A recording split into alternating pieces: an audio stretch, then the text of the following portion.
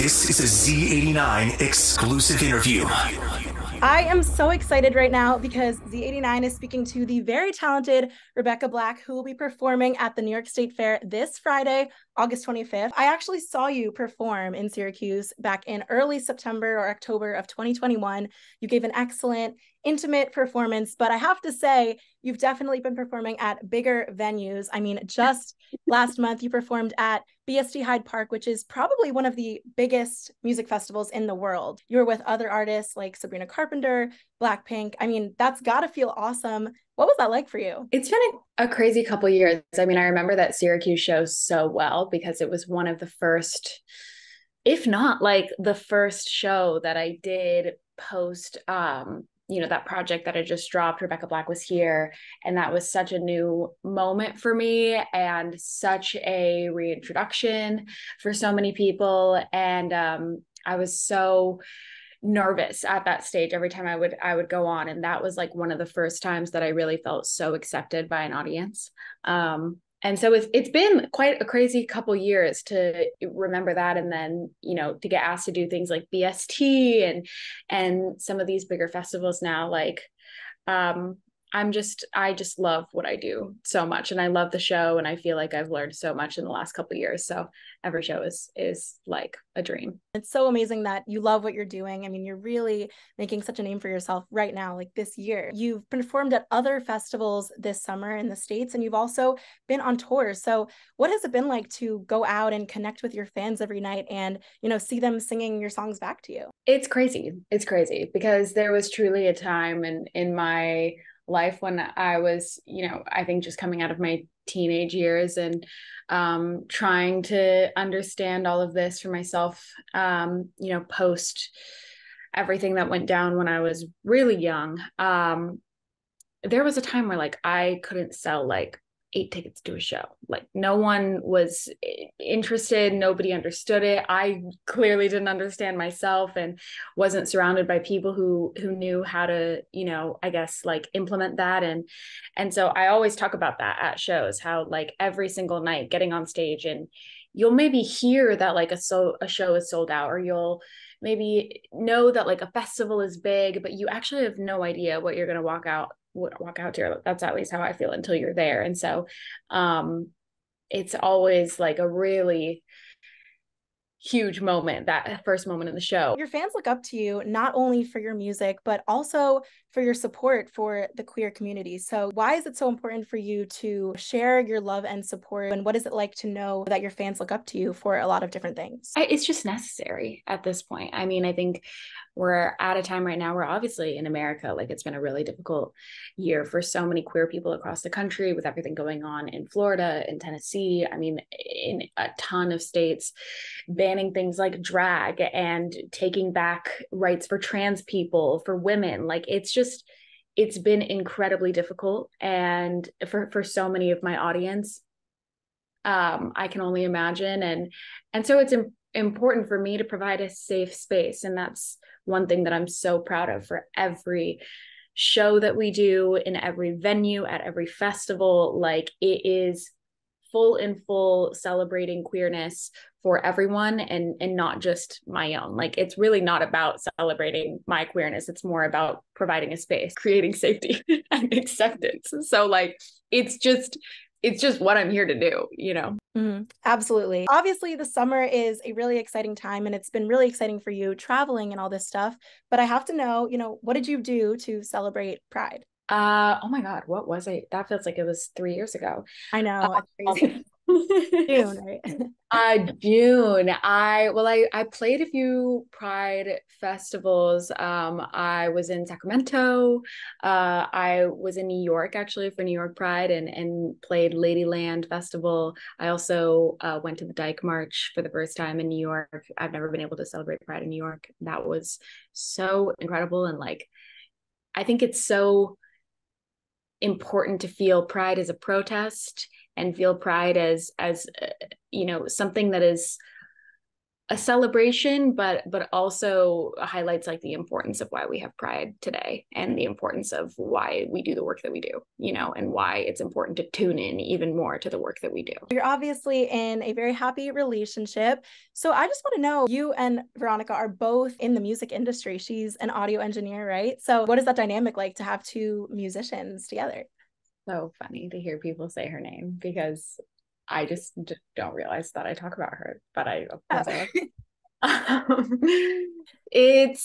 I mean, we actually haven't worked together that much, but we've started to this summer as I've been writing my new project and working on what's next and kind of playing around with some ideas. We were just actually in the studio yesterday for like maybe the third time ever. And it's so much fun. It's a really special feeling to be able to like speak the same language with someone that you're dating in a way that I've just never experienced before. That's amazing. I'm so happy for you.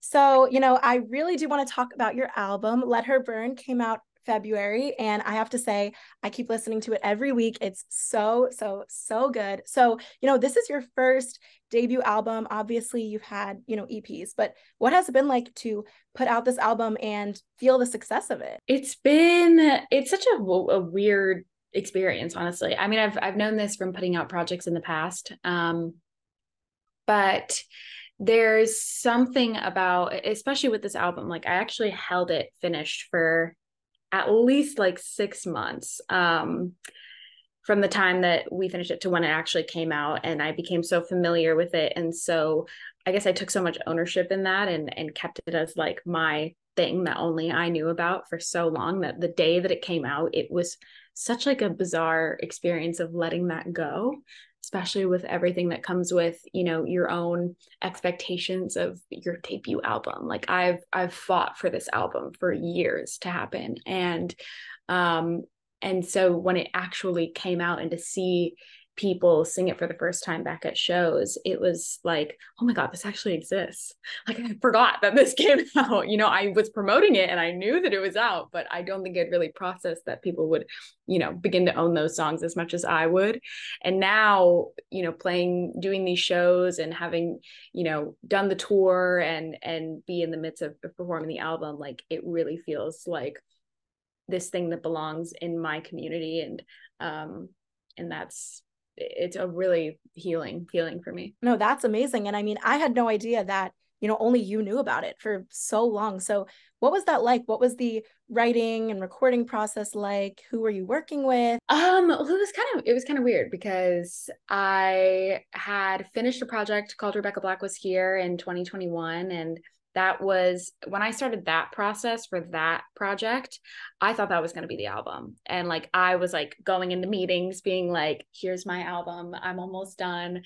And I am so glad that like, as much as I love that project, it was so necessary to cut it to like those few songs because I was still so early in my process. And I had, you know, so many doors opened up for me in terms of people who were willing to work with me and willing to listen to me and explore things with me. And so I before that project came out, I had started officially writing some of the songs for the album without really knowing it.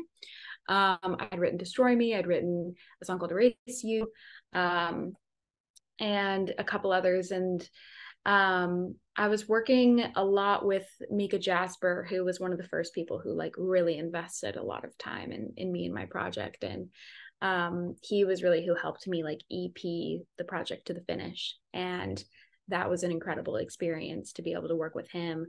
And I have kind of like another ear to really help tie everything together. But it was also producers like Stint, who's been one of my favorite producers for a long time, who worked on that. Matthias Mora, who did Crumbs with me. That was also one that we wrote pretty early. And it was just such an experimental process, you know. What has been your favorite song to perform live? I think Destroy Me is up there. I also love performing the song called What Am I Gonna Do With You, which I wrote with Ceci Gomez, who had also I wrote Sick to My Stomach with, and Better in My Memory, which are also some of my favorites to do live.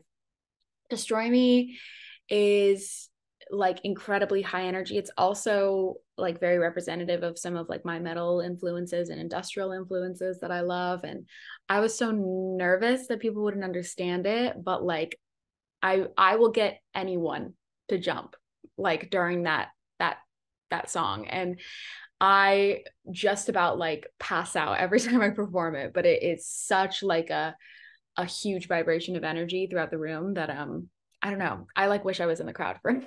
With this performance coming up this week, what can fans expect? Gosh. Well, if you were at the Syracuse show I did a couple years ago, things have changed in the best way. We come with gear, and that's all I'll say is like there are props, the house. This is a show. And it's a show happening at like 2 p.m., I think, but we will give you a show that you will think about for the rest of the day. Yeah, I'm so proud of what me and the dancers have done on this whole run, and we'll all be sweating, that's for sure. I love that, and I'm sure the fans will love it too, and I'm so excited to see it. And just one more question, what can we expect from Rebecca Black the rest of this year? Oh my gosh, I mean, I'm deep in trying to uncover what this next project will mean for me and look like, but I'm performing at Chronic Capital in Mexico City for the first time later this year, which is like one of the most iconic festivals in the world. And maybe something will come sooner than you know it, but deep in creating. Well, I'm very excited to hear all of it and see you this week. If you want to see Rebecca Black, you can see her at the New York State Fair at 2 p.m. this Friday, August 25th. Rebecca, it was so great talking to you. I'm so excited to hear all of your music and see you live. Thank you so much. Thanks so much. Thanks for taking the time. Bye, Alana.